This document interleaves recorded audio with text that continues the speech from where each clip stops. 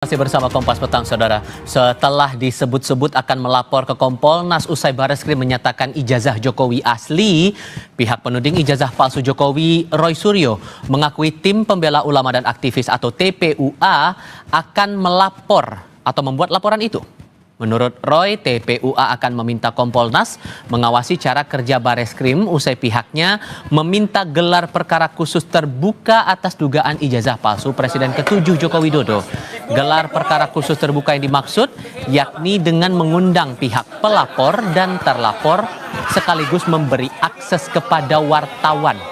Roy sendiri mengaku dirinya hanya berstatus sebagai ahli yang membantu TPUA dalam mengusut kasus ijazah Jokowi.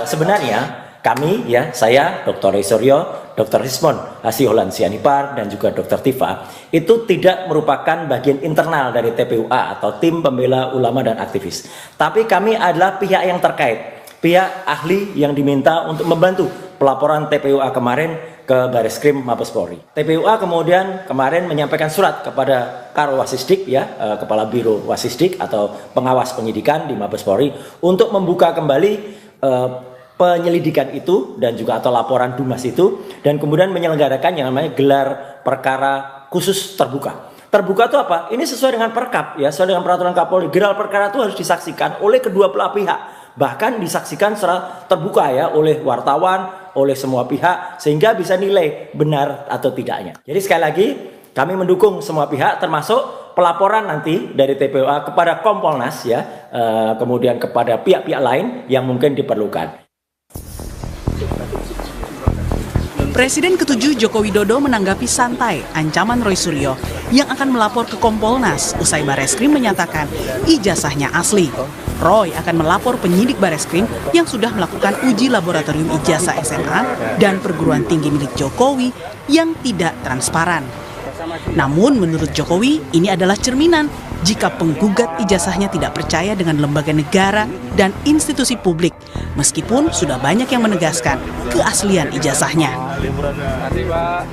Setelah Bareskrim kemarin, Pak Roy Suryo mau melaporkan penyidik Pak karena tidak percaya sama ijazah. UGM nggak dipercaya, Bareskrim nggak dipercaya, KPU nggak dipercaya, terus yang mau dipercaya siapa? Sebelumnya, Roy Suryo kerap mempertanyakan SOP Puslapfor Polri yang memutuskan ijazah Jokowi identik dengan materi pembanding tanpa mengundang para ahli dan dilakukan secara transparan. Alhasil, Roy pun meminta kinerja Bareskrim yang menguji ijazah Jokowi untuk dievaluasi dan diawasi oleh Kompolnas. Saya kira ini perlu disampaikan nanti kalau Bareskrim juga tidak diuji loh ya. Beliau nanti akan ada juga yang menguji apakah Kompolnas atau apa nanti ketika diperiksa. Apakah benar prosedur itu jalan dengan semestinya atau kemudian tidak presisi. Senin lalu, tim pembela ulama dan aktivis menyerahkan surat kepada pengawasan penyidikan di Bareskrim Polri agar dilaksanakan gelar perkara khusus atas pengaduan masyarakat terkait ijazah Jokowi. Alasannya, ada beberapa kejanggalan dalam proses penyelidikan dan keputusan Bareskrim menghentikan penyelidikan perkara karena dianggap tidak menemukan tindak pidana di dalamnya. Tim Liputan, Kompas TV. Kami bahas rencana TPUA dan Roy Suryo melaporkan penyidik Bareskrim ke Kompolnas ini bersama para narasumber. Bergabung saat ini mantan tenaga ahli utama kantor staf Presiden Ali Mokhtar Ngabalin dan Wakil Ketua Tim Pembela Ulama dan Aktivis Azam Khan. Assalamualaikum semuanya, dengan Tifal, apa kabar? Hei Tifal, Waalaikumsalam warahmatullahi wabarakatuh. Terima kasih sudah bergabung bersama kami. Bung Roy sudah mengadu ke Komnas HAM karena dugaan kriminalisasi, Bang Azam. Dan sekarang TPUA bareng dengan Bung Roy akan mengadu ke Kompolnas terhadap penyidik Bareskrim. Emang mau ngejar apa lagi sih, Bang Azam? Tidak ada yang dikejar, tentu ini kan masalah keadilan ya. Namanya keadilan itu ya sampai dimanapun ya kan, kita akan mencoba untuk membangun itu semua gitu loh ya. Artinya sebenarnya itu semua gitu loh ya, tempat yang harus kita datangi ya untuk mencari keadilan kita lakukan gitu loh ya. Memang benar tim ya, saya katakan tim bukan Roy Suryo aja.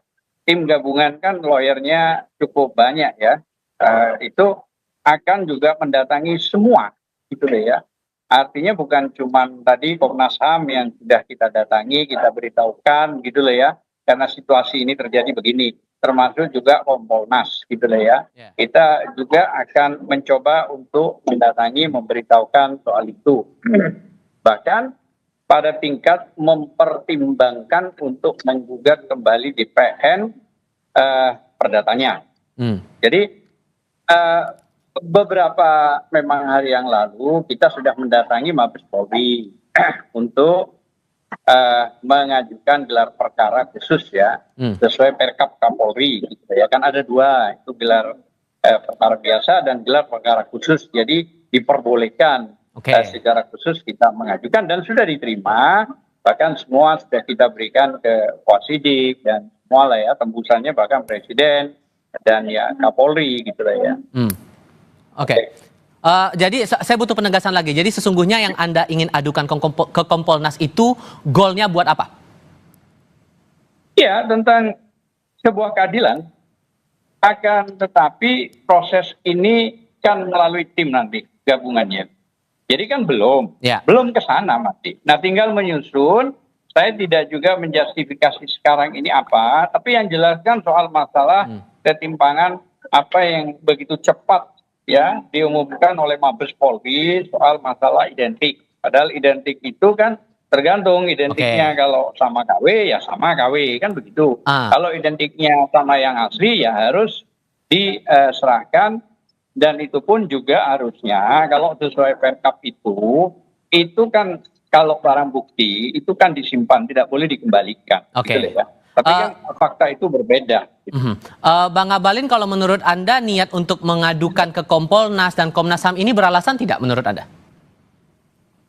Ya, yang paling pokok sebetulnya itu sekarang adalah Bang Azam ya, ini ahlan wa sahlan, harus kabarkan kepada teman-teman mempersiapkan segala hal-hal yang terkait dengan apa yang menjadi laporan terhadap pencemaran nama baik, fitnah dan macam-macam. Itu aja sebetulnya. Jadi kalau hari ini kemudian ke Komnas HAM, kemudian ke Habib Rizik, kemudian ke toko-toko sana, toko-toko sini dan lain-lain, itu namanya tidak siap. Jadi sekarang begini Zam, ingat baik-baik ini. Kan sekarang karena Pak Jokowi itu merasa dia difitnah, dia kredibilitasnya sebagai seorang tokoh di Republik ini dihina, dihujat, dicaci maki, maka sekarang beliau kan melaporkan tuh ke polisi. Maka teman-teman harus mempersiapkan itu. Apa yang menjadi tuntutan, kemudian bagian yang mempertanggungjawabkan itu. Jadi kalau begini cara kawan-kawan ke Komnas HAM, ke toko ini, ke sana, kemari, itu nanti penilaiannya tidak bagus. Itu juga sebabnya kenapa kita harus memenuhi undangan Kompas TV atau teman-teman. Kenapa? Karena saya terus terang ingin mengatakan bahwa ini kan sudah terjadi efek kebenaran ilusi ini. Kebohongan yang berulang-ulang itu menjadi kebenaran. Kasihan masyarakatnya. Bayangkan, indikator politik Indonesia itu kemarin melakukan survei, itu kan 66 sekian persen loh. Yang tidak percaya kalau Jokowi, Presiden ke-7 itu melakukan pemalsuan atas ijazahnya. Dan menurut Anda bukti apa yang selama ini tidak kuat dibuktikan oleh teman-teman TPUA? Iya dong, karena kan mereka yang menyebutkan bahwa ijazah Jokowi itu kan palsu. Kalau mereka menyebutkan ijazah Jokowi itu palsu, maka dia harus bisa menunjukkan ini loh yang benarnya. Yang ada di tangan Jokowi itu palsu, ini loh yang benarnya. Kan begitu, dalilnya kan begitu. Dia harus membuktikan, tidak perlu datang ke sana kemari ke Komnas HAM, membutuhkan international network, kemudian melakukan apa istilahnya itu digitalisasi untuk enggak penting. Saya itu begini loh bro, ingat ya, pada waktu saya caleg, ijazah SMA saya itu diragukan oleh KPU. Maka institusi yang mengeluarkan ijazah itulah yang bisa membenarkan. Maka saya ke Makassar, ke Madrasah Muallimin Muhammadiyah di Makassar untuk bisa mendapatkan tanda tangan dan macam-macam. Ya. Sekarang UGM sudah mengeluarkan, sudah memberikan klarifikasi. UGM telah menyatakan itu semua. Apalagi? Nah, Itulah yang saya selalu bilang, masa sih isu ijazah palsu ini kok begini panjang sih, hampir 10 tahun deh. Bang Gitu Azam, maksud saya. Bang Azam dianggap Ya. tidak siap, pembuktiannya tidak kuat, ditambah lagi Pak Jokowi bilang kalau udah nggak percaya sama Bareskrim, mau percaya siapa lagi? Gimana ngerespon itu? Ya, bagus itu. Ini bukan persoalan itu. Jadi yang paling penting itu, kalau ini dianggap sederhana, apalagi tadi Bang Gambalin bilang nggak usah ke sana lah ke sini. Lah kalau nggak usah ke sana ke sini lah, kan memang kenapa sih kalau datang ditunjukkan, nggak usah pakai pengacara, begitu banyak, nggak usah juga ke Kabar Eskrim. Udahlah, orang sekarang Jokowi presiden itu mulai dari wali kota 2 kali sampai gubernur, dan ini sudah 20 tahun lebih, sudah artinya dipilih oleh rakyat. Apa susahnya memberitahukan kepada publik tentang ijazahnya? Misalnya dikumpulin semua di satu tempat lah, mau di Hotel Borobudur, mau di mana terserah, panggil semua ahli IT, panggil semua jurnalis untuk inilah ijazah saya, inilah wisuda saya, inilah ini, silakan difoto, dijelaskan, artinya komplit lah, sehingga kami merasa senang kalau kami memiliki presiden yang jelas, sehingga yang selama ini misalnya dianggap ada publikasi yang miring, peringatkan saja, gitu loh ya, jangan sudah ada korban 2. Nah ini kan Bang Ngabalin juga harus tahu, ada Bang Tri sama Gus Nur yang ditahan, itu di dalam sidang tahun 2002 tidak ada penunjukan ijazah yang asli. Hanya yang ditunjukkan itu adalah fotokopi. Fotokopi itu tidak boleh di dalam undang-undang dan KUHP, gitu loh ya. Makanya ada lagi yang lebih ironis, di pasal 10 Undang-Undang 31 tahun 2014 tentang perlindungan saksi dan korban, itu disebutkan jika ada laporan tindak pidana, itu harus diselesaikan dulu, gitu loh ya, sampai inkrah, baru laporan itu diterima. Lah kalau misalnya sekarang belum apa-apa, sudah ada laporan, terus laporannya cepat, tidak berbeda dengan laporan Bang Egy, tanggal 9 itu, Desember, sampai sekarang masih lumat, belum LP, malah dikeluarkan SP 2 lidik, diberhentikan gitu loh ya, penyidikan itu. Nah ini kan jadi dioperasi kanker. Nah harusnya tunggu selesaikan proses, diperiksa gitu loh ya. Makanya sekali lagi saya katakan, kalau tidak mau gaduh, sebenarnya dari dulu kalau Pak Jokowi terbuka. Bang Ngabalin. Persoalannya jadi begini. Diminta tetap untuk ditunjukkan ijazah asli itu, Bang Ngabalin. Begini. Institusi negara itu namanya KPU. KPU di tingkat kota Solo, KPU di Provinsi DKI Jakarta, KPU di pusat. Itu institusi negara loh. Untuk bisa orang menjadi calon wali kota, calon gubernur, calon presiden itu verifikasinya KPU. TPU apa itu? Tim pembela apa itu? Itu apa? Institusi apa? Kenapa justru kalian yang begitu terasa seperti hakim di atas segala hakim di Republik ini untuk menentukan sah tidaknya satu? Itu bagaimana itu, Zam? Please, tolong. Bagaimana bisa? Apa itu? Tim apa itu? Kenapa begitu? Gini. Jadi coba lihat dulu, Zam. Dengar dulu. Tadi waktu antum ngomong, anak dengar. Sekarang anak ngomong. Maksud saya begini, bos. Sekarang ini pemerintahan baru. Saya itu dengar langsung dari Presiden Joko Widodo pada waktu itu bahwa ya wes, sabar Ngabalin, karena kan ini sebentar lagi saya selesai. Mungkin saya selesai, sudah selesai. Terus kalau Presiden Jokowinya sudah selesai, masih terus dituntut soal ijazah. Mau ada apa? Apa karena anaknya ini sekarang wakil presiden, kemudian akan siap-siap juga nanti di 10 tahun akan datang setelah Prabowo dia jadi presiden, ataukah untuk dalam rangka meng-grounded orang punya harkat dan martabat, atau bagaimana? Itulah yang saya bilang, waktu kita sudah selesai deh. Kita harus menggunakan banyak waktu untuk kepentingan masa depan bangsa dan negara. Pemerintahan sudah bukan Jokowi lagi. Sekarang pemerintahan Prabowo Gibran, banyak program-program penting yang harus mereka laksanakan. Oke. Masa waktu kita habis di urusan yang begini-begini terus? Nah, tuh diingat pertanyaan-pertanyaan tadi gimana jawabnya Bang Azam? Iya, sederhana kan jawabannya. Kami ini rakyat. Undang-Undang nomor 1, Undang-Undang pasal 1 ayat 2 itu udah tinggi. Itu yang harus dipahami dulu. Nah, kalau rakyat meminta, kenapa sih kok ribet gitu loh? Oh, nggak ada yang ribet kok ini. Gitu loh. Kalau semua misalnya di KPU, di ini. Lah kalau ada misalnya rakyat yang komponennya itu kurang yakin karena memang para ahli yang sudah diajukan secara ilmiah ini bahwa itu nggak benar, maka ya langsung ajak seharusnya Pak Jokowi itu melakukan kebijakan. Panggil semua pihak, ayo saya tunjukkan apa beratnya. Coba, kan nggak berat. Cuma nunjukin ijazah, panggil semua ahli, panggil semua media. Nah, kalau sudah terbukti benar gak ada masalah, peringatkan orang itu. Dan kalau perlu juga mau diproses, proses silakan. Gitu ya. Nah, keterbukaan ini penting. Sebentar Bang, ini kan hak otoritas saya. Tadi Abang bilang jangan, ya sudah saya mau bicara. Makanya saya mau minta izin. Tahan dulu Bang. Oke Bang. Jadi nggak ada masalah sebenarnya. Kalau ini ternyata baik, benar, ya sudah, is okay gitu loh.